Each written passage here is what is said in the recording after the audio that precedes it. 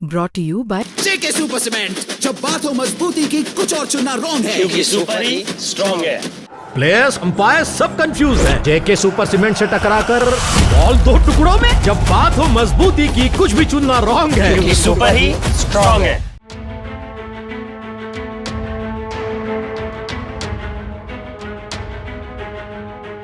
इन तस्वीरों ने मानो पूरे पूर्वांचल को हिला दिया, तो झटका लखनऊ तक महसूस हुआ, जिसने अखिलेश यादव को भी मानो घेर लिया। सोशल मीडिया पर बवाल कट गया, सियासी गलियारे में सवाल उठ गए। सवाल महिला अस्मिता को लेकर, सवाल पिछड़ों की राजनीति पर, और घेरी जा रही है समाजवादी पार्टी। तस्वीरें हैं चंदौली की, जहां सपा महिला सभा की जिलाध्यक्ष के घर में घुसकर मारपीट की जाती है, जिसका सीसीटीवी फुटेज सोशल मीडिया पर वायरल हो रहा है। सीसीटीवी में कैद तस्वीरों में आप देख सकते हैं कि कुछ लोग एक महिला को बुरी तरह से पीट रहे हैं। हमलावरों में 2 महिलाएं और 2 युवक शामिल हैं, जबकि एक बुजुर्ग व्यक्ति बीच बचाव करता नजर आता है। जिस महिला के साथ मारपीट हो रही है वो समाजवादी पार्टी महिला सभा चंदौली की जिलाध्यक्ष गार्गी पटेल हैं। वही सफेद कुर्ता पहनी जो व्यक्ति बीच बचाव करते दिखाई दे रहा है, उनका नाम है प्यारेलाल यादव, समाजवादी पार्टी के ही नेता और पूर्व ब्लॉक प्रमुख। आरोप इन्हीं के परिवार पर है। बताया जा रहा है कि गार्गी पटेल और प्यारेलाल यादव के बीच प्रॉपर्टी डीलिंग को लेकर बातचीत और मुलाकात होती रहती थी। गुरुवार को प्यारेलाल यादव गार्गी पटेल से मिलने उनके घर पर पहुंचे थे और इसी दौरान पीछे से उनकी पत्नी, बेटा और बेटी भी वहां पर पहुंच गए। इसके बाद घर के अंदर विवाद शुरू हो गया। आरोपी की गार्गी पटेल और उनकी बेटियों के साथ कहासुनी के बाद मामला मारपीट तक पहुंच गया। देखते ही देखते प्यारेलाल यादव के परिजनों ने गार्गी पटेल की जमकर पिटाई कर दी। मारपीट में घायल गार्गी पटेल को इलाज के लिए जिला अस्पताल में भर्ती करवाया गया। वहीं इस मारपीट की घटना के बाद मचे बवाल के बीच सपा नेता गार्गी पटेल का बड़ा बयान भी सामने आया। तो गार्गी पटेल इसे अपने खिलाफ एक बड़ी साजिश बताती हैं।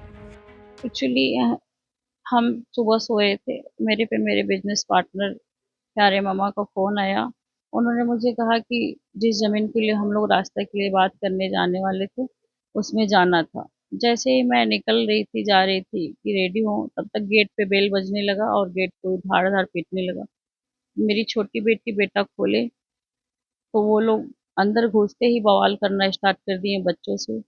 फिर बच्चों को मारे पीटे। तब तक मैं पहुंची बीच बचाव की, तो फिर मुझे लोग लात घूसा पटक के मारे, फिर बाल कबार के खींच के ले गए, पूरा घिरियाते ले गए। फिर उसके बाद भी उन्होंने लात घूसा और वो टेबल की था उसको टेबल से मारे, और टेबल जब प्लाई टूट गया तो उसने उस रॉड से मारा, बहुत मारे मुझे। ये कौन लोग थे? प्यारेलाल के सर्जन थे कौन लोग? हाँ, उन प्यारेलाल यादव जो है, उनके दोनों बेटे, पत्नी और बेटी थी। वजह क्या थी?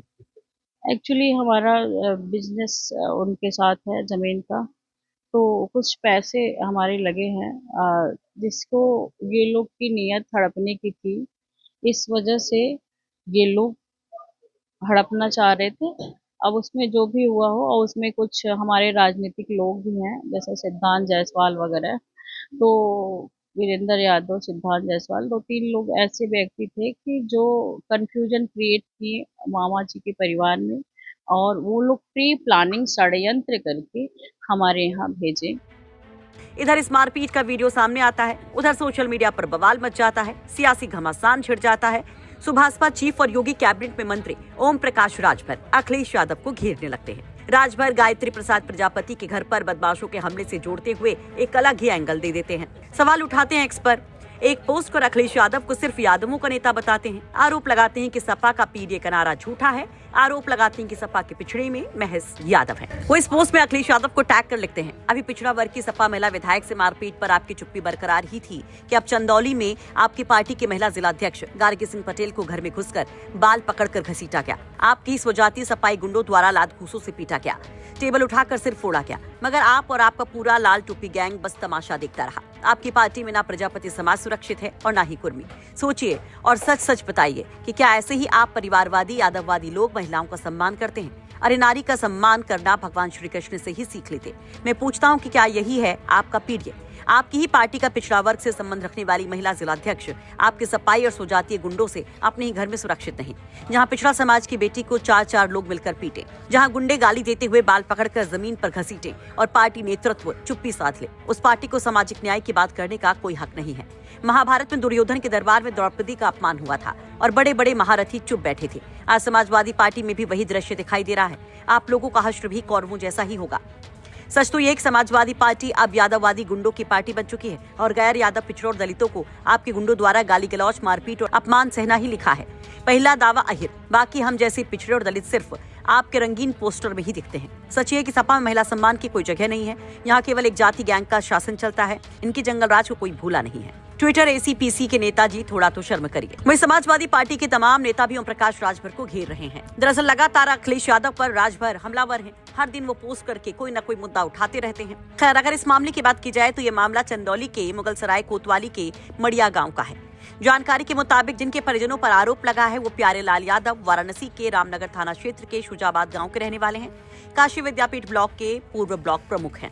वहीं इस पूरे मामले में पुलिस भी एक्शन में है। पुलिस ने एफआईआर दर्ज कर ली है और जांच की जा रही है कि आखिर इस पूरे विवाद की असली वजह क्या थी। कल दोपहर के समय में थाना मुगलसराय को यह सूचना प्राप्त हुई कि ऐसे घटना हुआ गया है, तो तत्काल पुलिस मौके पर पहुंच करके तहरीर प्राप्त करके इसमें मुकदमा भी पंजीकृत किया गया है एवं पीड़िता को हॉस्पिटल के उपचार हेतु भेजा गया है। इसमें ये सामने आ रहा है कि समाजवादी पार्टी की महिला सभा जिलाध्यक्ष को जो विपक्षी है, बनारस में पूर्व ब्लॉक प्रमुख जी का जो सदस्य है, उनके द्वारा ये घटना किया गया है और जिसमें से प्राप्त तहरीर पर कुल 5 लोग नामजद हैं। वजह क्या बताई जा रही है? पीड़िता द्वारा ये बताई जा रही है कि कारोबार को लेकर के इन दोनों के बीच में कुछ इशू चल रहा था और इसी को लेकर के मारपीट हुआ। अन्य जितने भी सामने तथ्य आ रहा है उसके बारे में गहराई से जांच किया जा रहा है और इसमें आवश्यक कार्रवाई भी की जाएगी। फिलहाल पुलिस पूरे मामले की जांच भले ही कर रही हो, लेकिन इस घटना के सामने आने के बाद राजनीतिक गलियारे में भी चर्चाएं काफी तेज हैं। चंदौली से उदय गुप्ता की रिपोर्ट, यूपी तक। जब कुंभ से हम निकले, इतना विरोध, फिर मुझे समझाया गया कि अरे कुंभ की चीजें कुंभ के बाद खत्म हो जाती हैं, जो विरोध है, जो बात है वो कुंभ के बाद खत्म हो जाता है। और मैंने भी ये सोचा कि हाँ, फिर सब अपनी लाइफ में बिजी, अपने काम धंधे में बिजी, कहाँ किसी को इतना टाइम है कि ये बार बार मेरा विरोध करने बैठेंगे। लेकिन कुंभ निकलने के बाद मेरा नाम, आपको पता है क्या हो गया था? क्या? कंट्रोवर्शियल हर्षा। कंट्रोवर्शियल हर्षा? हाँ, जबकि अगर मैं इस चेयर पे बैठी हूँ, आपने बोला है, मैं बैठ गई, आपका ये वीडियो वायरल हो जाए, आप कुछ भी उसमें टैगलाइन डाल दे, तो इसमें मेरी कोई गलती नहीं है। मैं अगर शाही रथ पे बैठी थी और मैं अगर भगवा पहन के बैठी थी, तो मैं हर चीज अपने गुरु आज्ञा से बैठी हुई थी। जो पहना था, जहां बैठी थी, हर चीज गुरु आज्ञा से थी। तो मैं कैसे गलत हुई? ना मैंने किसी का अपमान किया, ना मैंने किसी का विरोध किया, ना किसी के साथ बदतमीजी की, ना अपनी मर्यादाएं पार की। तो मैं कैसे गलत होगी? और अगर मेरे गलत ना होने के बाद किसी को मेरा विरोध करना है, तो हर व्यक्ति अपने जीवन में स्वतंत्र है। अब महाकुंभ से निकलने के बाद मैं जहां भी जाती, जिससे भी मिलती, या कुछ साधु संतों से, क्योंकि विरोध इतना हो गया था, मुझे यह था कि मुझे धर्म के ही रास्ते में चलना है। अब धर्म के रास्ते में अगर मुझे चलना है तो मुझे साधु संतों का सानिध्य चाहिए, उनका मार्गदर्शन चाहिए। उन्होंने मिलने से मना कर दिया कि नहीं, उनसे नहीं मिलना है, उनके साथ बहुत कंट्रोवर्सी हुई है, बहुत विरोध हुए हैं, नहीं मिलना है। अरे उस लड़की की क्या गलती थी? उस लड़की ने किसके साथ गलत किया? उसके साथ गलत हो रहे। इस वक्त अगर आप लोग साथ में नहीं होंगे तो कौन साथ में होगा? तो मुझे अंदर या महाकुंभ से लेके इस माघ मेला, पूरा 1 साल, 365 दिन में से 300 रातें मैंने रो के गुजारी है। मैंने मरने की अपने लिए विनती की है भगवान से कि भगवान मुझे मौत दे।